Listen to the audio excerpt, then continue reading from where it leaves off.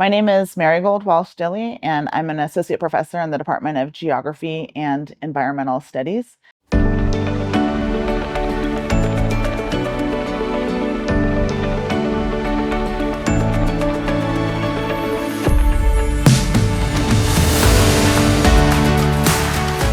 My work focuses on sort of critical geographies of food, and maybe agricultural change, agrarian change, political ecology.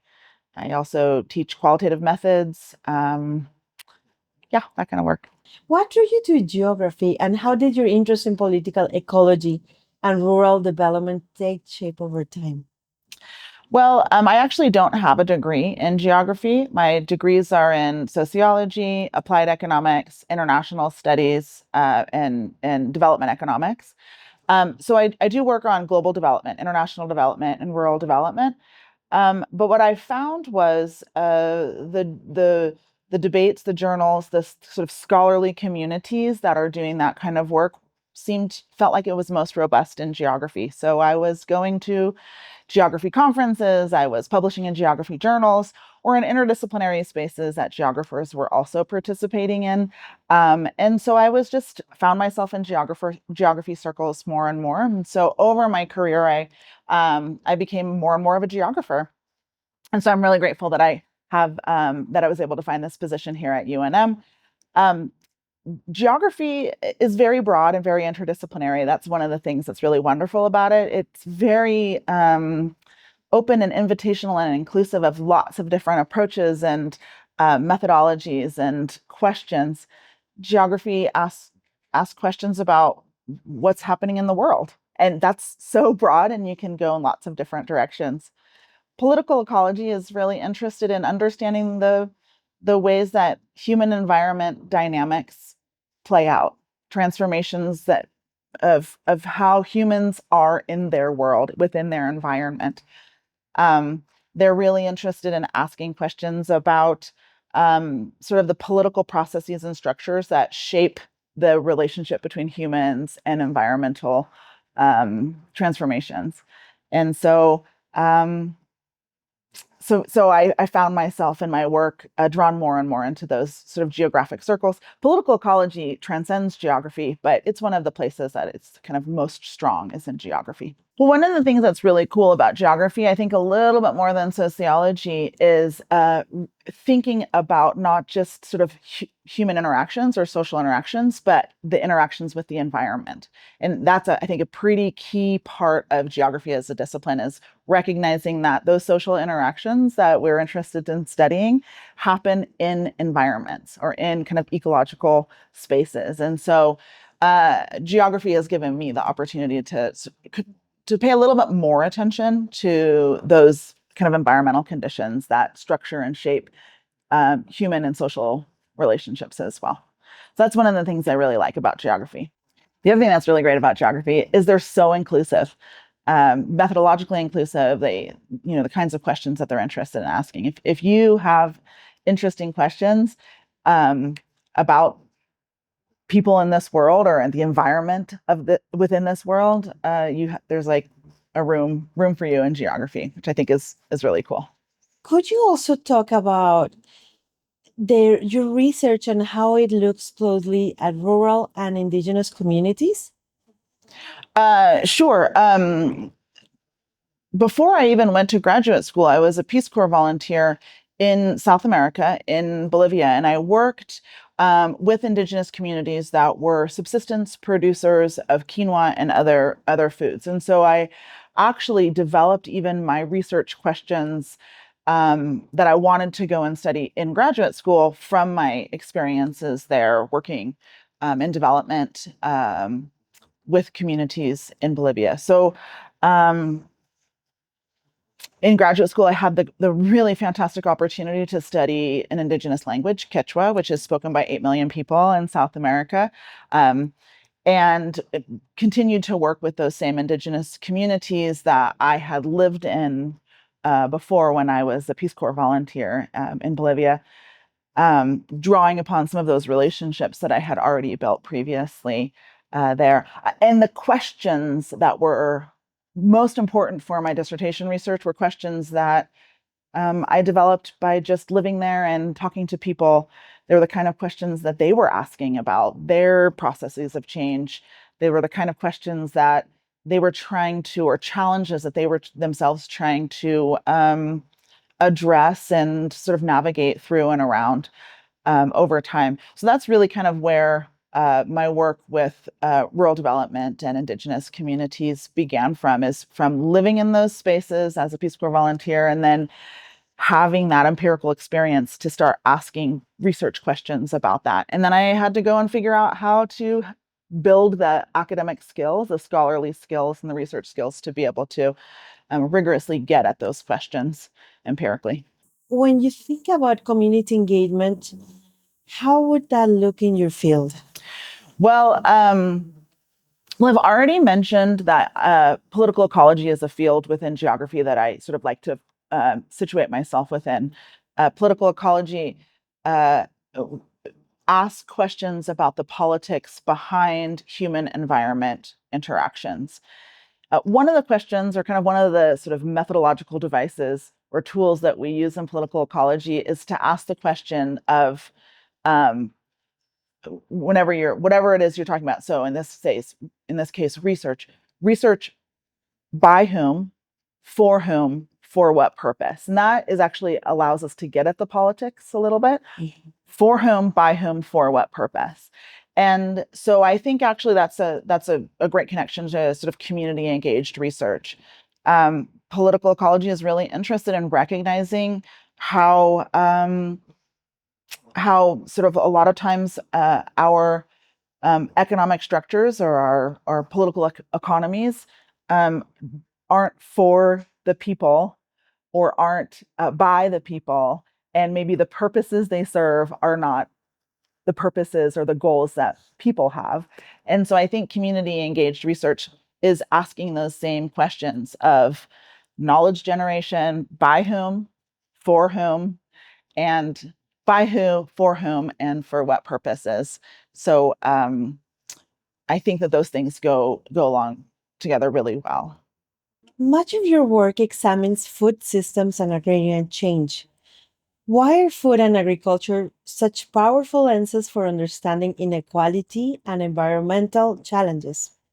I love this question because on the surface of it, I study food, but really I study transformations in human environment dynamics through a lens or through a window of food. Food is just sort of the focusing idea or focusing phenomenon that I look at these broader transformations and trends. And um, so of course I study food, but food and transitions and dynamics around food helps us understand social and environmental transformation. Food helps us understand sort of the broader processes and social processes or environmental processes, including inequality or colonization or modernization or industrialization. But it's not just food. That's not the end. The end is to understand maybe social issues like inequality. Oh, and I wanted to say one other thing about food. I love teaching with food or using food to teach because it's so invitational. Everybody is an expert. So no matter what, in my class, every student has eaten food, has made decisions about food, has thought a lot about food. Food has tons of meaning for individual students and learners. And so food is such an awesome way to make learning and research really democratic and invitational. Everyone is an expert and everyone is able to do this research and feel like they belong in a classroom or in a research or learning setting around food, because we participate in it multiple times a day, and we all think a lot about it. So that's one of the reasons I really love to teach about food or teach with food, because it's so invitational. And talking about research, you conducted a lot of research on food and housing insecurity among university students. What did that work reveal about community needs within higher education itself? Yeah, so that work that I did on food insecurity, food and housing insecurity among UNM students came out of my teaching. So I was really interested in doing some teaching around food access, food distribution and food access. And I always try to make my teaching more relevant to students, invite them into learning about something that pertains to them. So I started to look into what's the literature on food insecurity in this country look like. I didn't know at the time. I found that it was actually a just emerging and growing field of study. And the emerging research was showing that actually, contrary to expectation, students in the higher education settings did have higher food insecurity than the population at large. And that's contrary to expectation because a lot of people think that if you can go to college, you're already pretty, stable, financially stable, or have the resources that you need, right? But we found that just across the board, pretty much almost at every institution, food insecurity is higher than the population as a whole. So I had no idea what it would be here. There's some reasons to think that it would be like especially high. At the time that I started doing this, the food insecurity at the state level was about 16.8. It was one of the states with the highest levels of food insecurity in the whole country when I first started doing this research. But I just had no idea if what would be happening at the university. It is the flagship. It's a 4-year institution, and those tend to have maybe a little bit lower because they have a little bit more resources than some other institutions.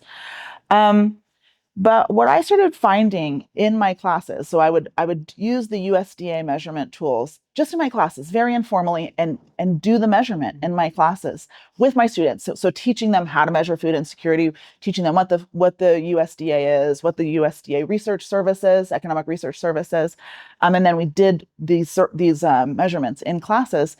And I found consistently a quarter to a third of my students. It's very small samples. It's not scientific at all, but it was profound for students to be sitting in the classroom and realize that 1/4 to a third of their peers were food insecure.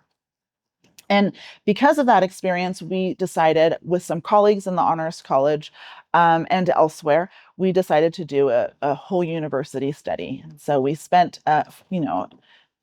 a year or 2 years sort of developing kind of the resources that we were going to need, getting the IRB approval, establishing our study design and methods. And then we were set to do our very first survey at the end of the end of March 2020. We know what happened in March 2020. So that's sort of the beginning of the pandemic, and the university sent students home. My colleague said to me, "Oh, we can't do our survey. We can't, is this not the time to do it?" And I said, "No, absolutely, we need to do our survey at this time. It's sort of a natural experiment." So we did it. We ended up doing it in April of 2020. We've done it a couple of times since then. And since then, my colleague has actually continued to do this work at the state level. So she works at all of the with all of the institutions of higher ed at UNM. I'm no longer involved in the state level work that she's doing. Her name is Dr. Sarita Kargas is leading this really fantastic work. But we found again that in multiple surveys over years that basically a quarter to a third of UNM students are consistently food insecure. Dr. Kargas is finding that at other institutions or at the state level, it's even higher than that. Because we are the flagship 4-year and grad degree granting institution, we actually are probably one of the more secure higher ed institutions here in terms of food security. So what we found was to get to the point of it, we found, concerningly high food insecurity among our students. We found that this is patterned in terms of different groups. And so the students who are most likely to experience or most at risk of experiencing food insecurity are students that are Native American students, African American students, LGBTQ students, international students, and students who have dependents at home, either parents or children, dependents at home. So they're patterned in particular ways. We also found in our research that students who experience food insecurity are much more likely to have difficult academic outcomes. So much more likely to have a D, F, or a W in a class, withdraw from classes, fail classes, or even withdraw from the university. Another thing that we found is that students with food insecurity are much more likely to report poor health, poor physical and mental health. So if you put all of this together, and it is particular groups that experience food insecurity at higher rates than others do. Um, and those students who are experiencing that have more difficulty being successful academically in higher education and more difficulty with their own personal health, physical and mental health.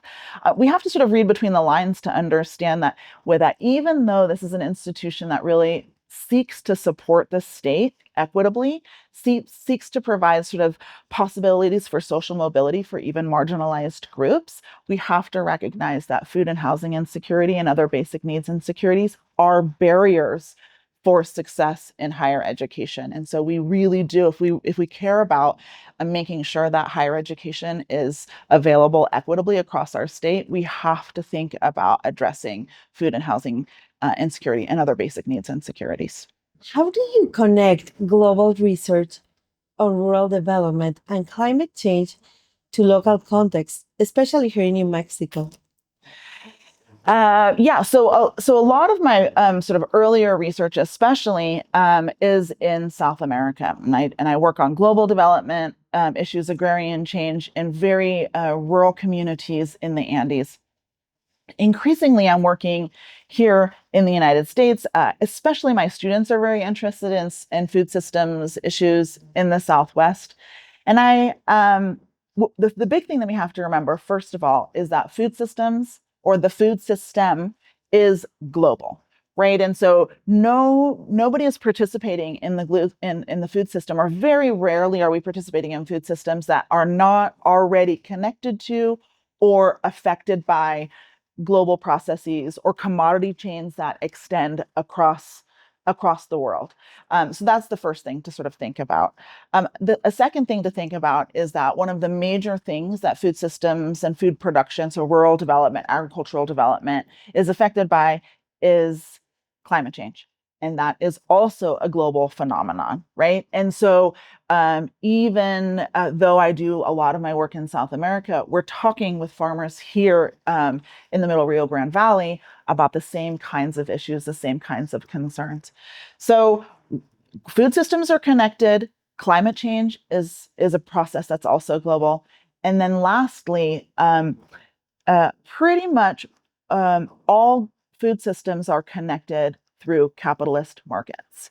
And so the challenges or the opportunities with kind of capitalist markets are similar in different places as well, right? And so those same analytics that I'm using with the communities that I work with in South America are very similar. They're talking about resilience. They're talking about how do we stay motivated to do food and agricultural work, to produce food for eaters across the globe, and still make livelihoods that are meaningful and valuable for ourselves. How do we do that within the really disruptive context of climate change and this capitalist market that just seems to extract, and not actually pay us for the work that we're doing, or not actually value the kind of soil fertility work that we're doing, or environmental labor that we provide. So these are very similar dynamics anywhere around the world that farmers are working in. I mean, everyone's talking about access to water. Everyone's talking about soil fertility. Everyone's talking about the volatility of weather. We're talking about that here in the Southwest. We're talking about that in the high Andean mountains and valleys that I work with in South America as well. And interestingly, we're also all talking about the ways that the market economy just doesn't seem to value or recognize the labor, the knowledge, the sort of the environmental conservation efforts of farmers in particular places. So that's another dynamic, that these are global processes, that even individual communities or individual farmers or households are coping with in different places. In your experience, why is it is important to center community knowledge and lived experience in environmental and geographic research? Yeah, well, I methodologically, I tend to do more qualitative work because I really value the voices of the people who are having the experience or facing the challenges that I'm interested in. Uh, I know that farmers globally are some of the greatest knowledge holders that we have. They every single year are experimenting. They're incredible scientists. They're experimenting. They're adapting every year. They're trying new methods every year. They're the ones that notice small changes in temperature or water availability or soil fertility. They are on the ground and are noticing small changes that maybe our instruments can measure, but we don't know how people are reacting to them. They're living it all the time. And so it's so very important to talk with people who are living it, especially if we want our research or we want our scholarship to support the livelihoods of the folks who are facing these challenges as well. How can we develop those sort of ideas or solutions or strategies to face some of these challenges if we're not deeply connected with how people experience them? I also think, I mean, going back to an earlier question, I also think that a lot of our research, especially in the global south, but not only, has been so very extractive and has pursued um, knowledge creation for the purposes of empire or for the purposes of sort of consolidating knowledge for elites or for the development of power among elites or a capitalist gain or profit. And we absolutely need to think differently about what scholarship can do and what research can do. And I think it has to start with talking to people and asking what kinds of needs they have, what kind of goals they have, how our specialized skill in scholarship and in research and in teaching can help serve their goals and their needs. We can ask them, what can we do to support what their work is already? So I think that we have to think a little bit differently about knowledge production, that it doesn't just support the goals of academia, the academy, or doesn't just support the goals of uh, power holders, the kind of dominant power holders already, but actually serves the goals and needs of the people with whom we work. Can you share an example from your fieldwork that changed how you think about resilience, justice, or community agency? I was thinking about this one already. I'll give two sort of little examples I think are related. I remember one time, this is not exactly field work, but I was working with a hydrologist from Chile, and he was presenting his work at modeling water sources and high mountain environments. And we were really talking about glacier loss, the loss of headwaters, sources of water, and how to build resilience to that.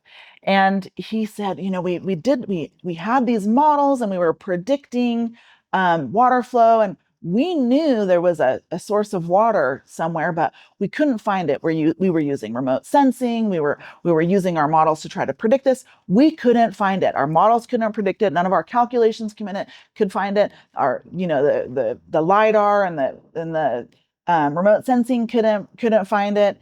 And the whole time I'm thinking, did you ask anybody?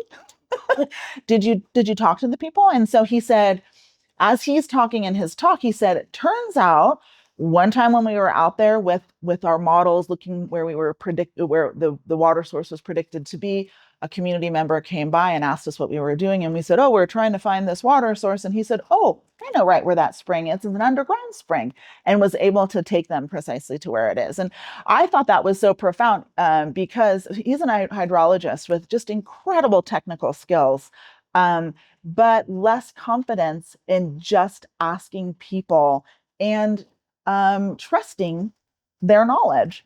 And I think that that's one of the things that social science and human geography has a strength with. That would have been my first step, is just to actually, before I even modeled, is to sort of maybe work with people to map where water sources were. So that was a little bit profound for me to recognize of why it's so valuable to work across disciplines. Why the social sciences or why the human geography might be able to contribute to even these very technical problem solving quests. But in terms of my research, thinking about resilience, in 2015 and 2017, along the Andes, there was a big, widely reported concern about a really terrible drought that happened along the Andes, and it got a lot of press internationally because one of the second largest lake in Bolivia actually dried up because through this drought. It actually dried up, and it was reported that this is it, climate change. This is what climate change is causing. And I happened to be doing some research in Bolivia at the time, and we were talking. I was talking with people I work with, people who grow quinoa for international markets, and we were talking about how they were making choices about their production strategies. And what they ended up doing is they ended up they ended up actually expanding production all the way through the drought, even though they knew their yields would be extremely low. And when you produce under those conditions, when you continue to plant under those conditions, they also knew that they were really risking the soil fertility and just sort of the quality of the soils. And so when they produced under those conditions, they knew they were actually putting in danger the long-term resilience and fertility and quality of the soil. So they knew it, that they were doing this. Nonetheless, through the drought, they continued to expand production. Everyone sort of said, this is irrational. This is terrible. Why would they do this? This is such an ignorant approach. Well, you go and you ask them, and you find out, well, they have debt. Banks have come and they have given them credit, and the bank won't understand that there's a drought, and so they can't produce, or they are going to take a year off because of the drought. The bank is going to take their house or their car, or maybe even throw them in jail if they're not able to pay, right? So they knew, because of the debt, that they had to produce something to sell to service their debt. There were several other things that happened as well. One of the things that frequently they would use that credit to buy was tractors. And so they would say, well, I have a tractor now, and so it's actually relatively low cost for me to plant very large fields, right? And so they would plant large fields, knowing again that they were going to have very low yields, and they were also going to absolutely destroy the long-term fertility of their soils. So they made choices that worked against their long-term resilience, but it's because of the sort of political economic conditions that sort of reduced their options. They didn't have flexibility. They didn't have the ability to take a year off. Contrast this to some of the people that I know down there who did not take debt, and they are not deeply connected to global markets, and instead produce the quinoa and will hold the quinoa and eat their own quinoa instead of selling it if they need to, right? And so the families that were able to sort of like fall back on these subsistence strategies did not plant in these 2 years during the drought. And they were able to maintain, first of all, that's a lot of labor to put into it and not have a high yield, but they were also able to invest a little bit more and maintain their soil fertility through the drought. So if you have the option and the flexibility to do something different, economically, to just subsist and get through these difficult years, you can have resilience, but you are quite vulnerable if all of your options are taken away. And that is what enrollment in global markets frequently does for us. That is what enrollment in capital markets like credit also does for people there. It might give them resources with which to purchase new capital, like goods like tractors or threshing machines or something like that, but it reduces their flexibility, it reduces their resilience, and it actually produces vulnerability. So a lot of the work that I do is look at the ways that resilience, vulnerability, these things don't just exist. In fact, there's a fantastic a quote from a political ecologist that says, vulnerability doesn't fall from the sky. It is produced by the global political economic conditions within which communities and producers find themselves. Vulnerability, resilience doesn't come from nowhere. That we find ourselves in these global political economic structures or the food system or the capitalist system that really shapes our options. And if we become enrolled too much in, say, the market economy, we reduce our options for finding subsistence, resilient subsistence, even in the face of drought. How do your students engage in your courses with real world issues, communities, or applied research beyond the classroom? Yeah, thank you so much for that question. So I've talked so far really about my work in South America, and that work tends to sort of be me, spending time in South America. But increasingly, I do really a lot more research, community engaged research here in the region, in New Mexico, in the Middle Rio Grande Valley. I want to tell you about one of my classes. It's my qualitative methods class. It's a graduate level methodological training class.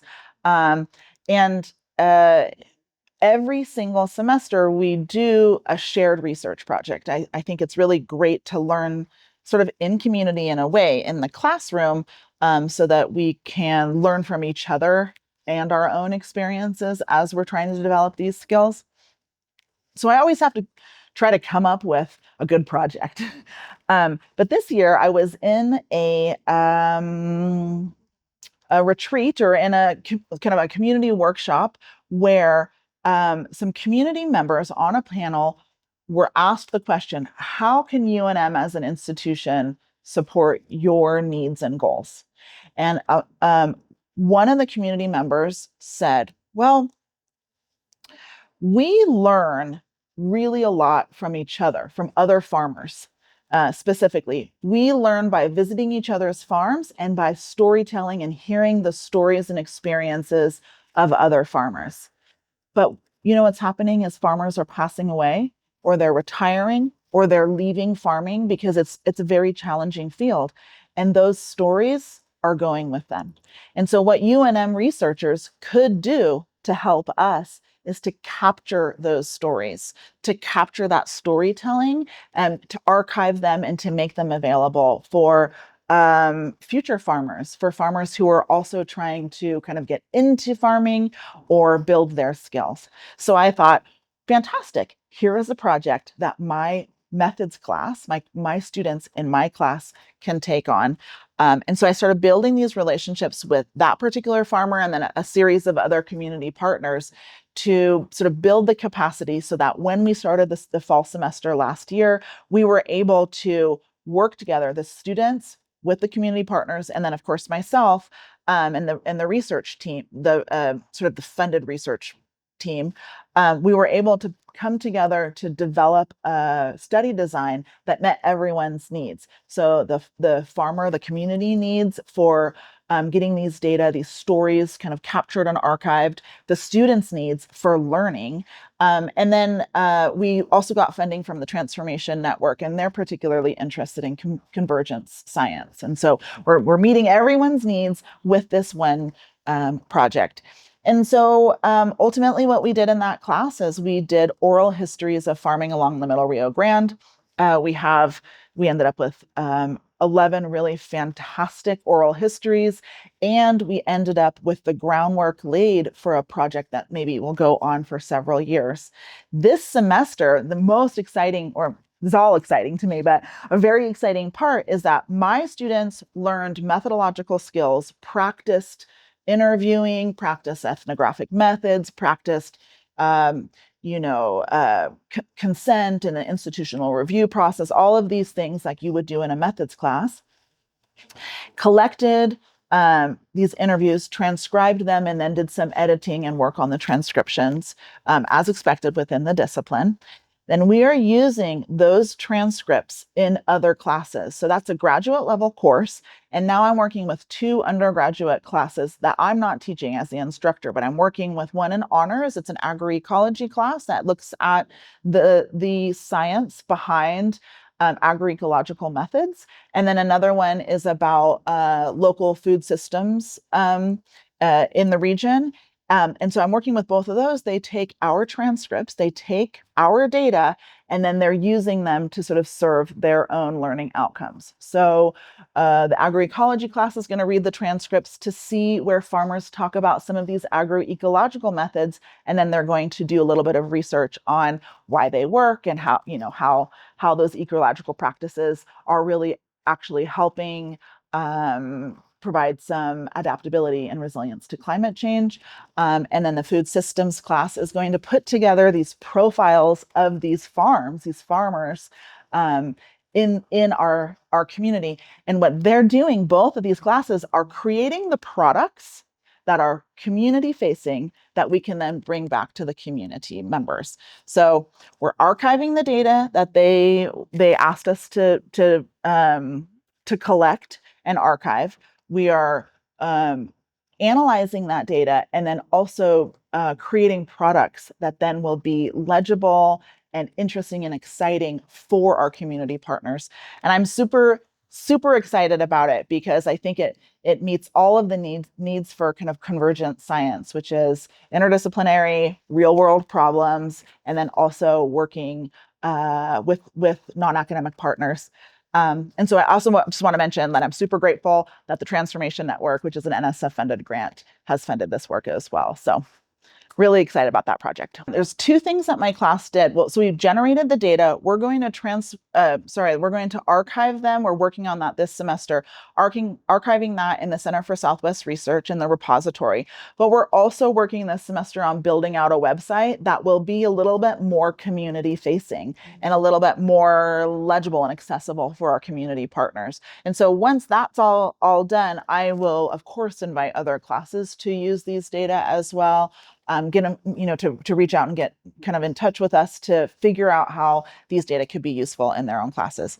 Of course, we're also thinking about how we do this next semester in the same qualitative methods class, or ways that other classes can do similar kinds of research in the community with community partners. So one of the things that we did in my qualitative methods class, one of their assignments was to create some guidances for how to do qualitative research with community partners. And so that's also one of the things that will be available on our website.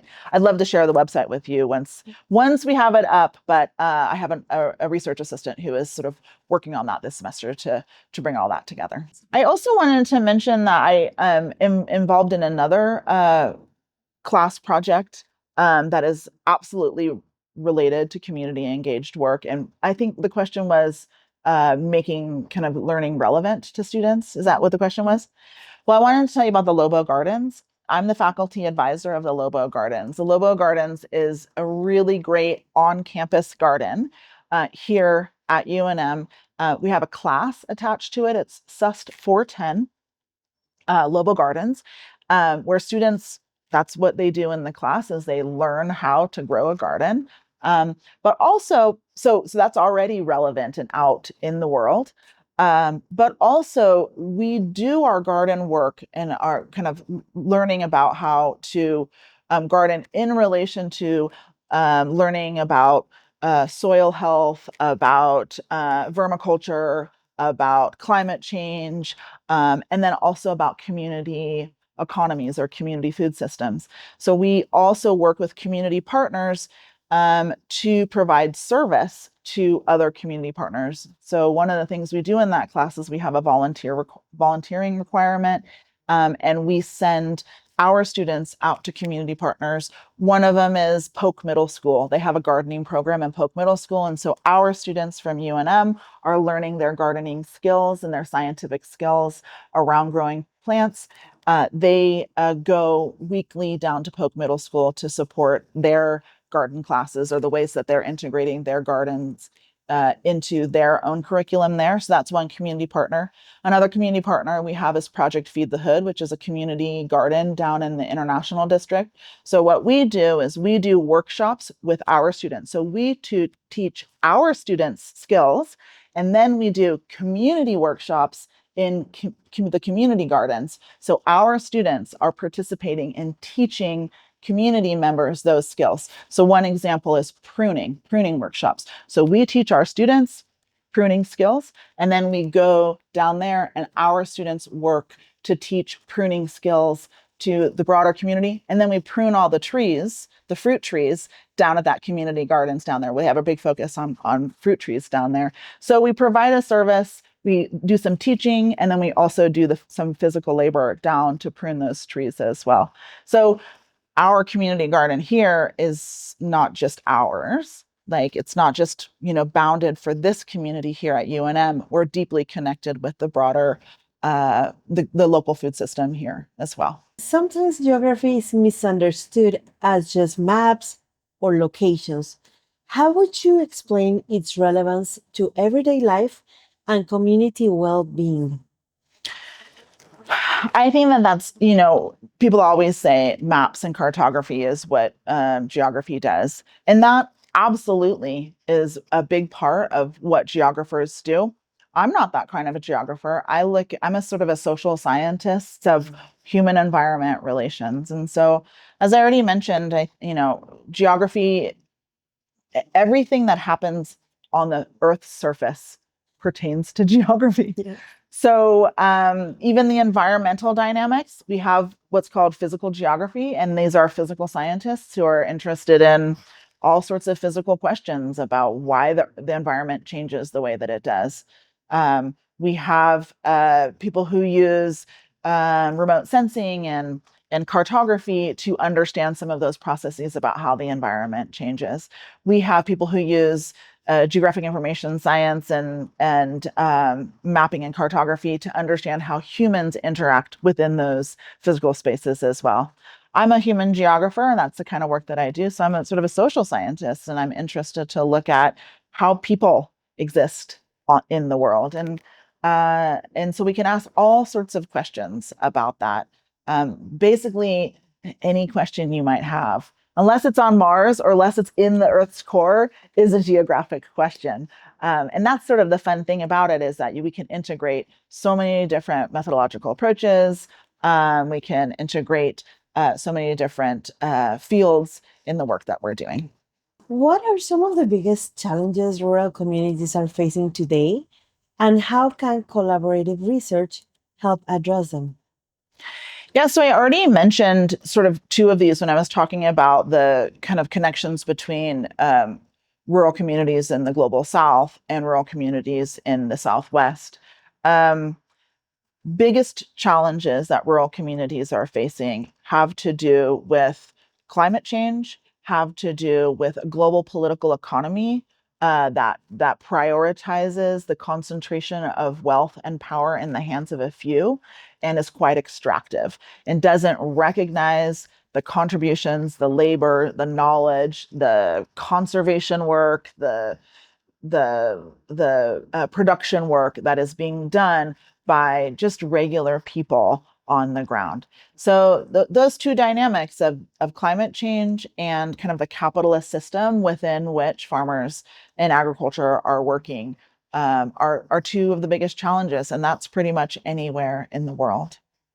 Looking ahead, what excites you most about the future of your research, teaching, and community partnerships at UNM? I'm really excited about this project, Oral Histories of Farming Along the Middle Rio Grande, because I'm calling it doubly community engaged, which is, I think, a little bit maybe pretentious or silly sounding, but I'm calling it doubly community engaged because it is deeply engaged with the non-academic community outside of UNM. It's deeply engaged with farmers. We're talking about the local food system, and this is outside of UNM. It's responding to the needs and goals of farmers, and then explicitly orienting the product of our research to those goals and needs. So I'm not even thinking about where I'm going to publish this. It's actually not true. I am thinking about where I'm going to publish this, but really the primary product outcomes is to make this information available to those community partners outside of the university. But I'm calling it doubly community engaged because I want to build community within our UNM community about how we can work together to maybe one class or one group collects the data. Maybe it's a research methods class like ours is, but then those data can then be used to make other classes more community connected or more relevant to students, teach them about the broader community within which they live, build connections between instructors, create the methodological guidance that enable other people to also do community engaged work. So I've been really just excited about the possibilities of where this work can go. I think it's absolutely academic. I can publish this work, but that's not the real priority. There's just so many other outcomes in learning, in producing materials that our community partners want.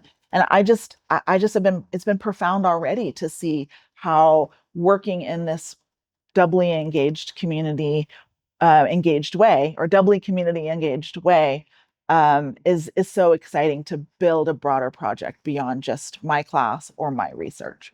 I'm also involved in a certificate program called the Transformative Ecologies Food Farming and People's Health program. It's a certificate program for undergraduates, and the idea is to give students experience with questions of agriculture and natural resource conservation. It's funded by the USDA, but one element of that is to really give students hands-on experience out in the world. And so part of that program is to integrate experiential learning into the classes in the certificate program, but also to bring students out via field trips as well. So I also encourage students to look at this certificate because it is explicitly trying to integrate kind of experiential and community engaged learning with that as well. My name is Marygold Walsh-Dilley, and I'm an associate professor in the Department of Geography and Environmental Studies.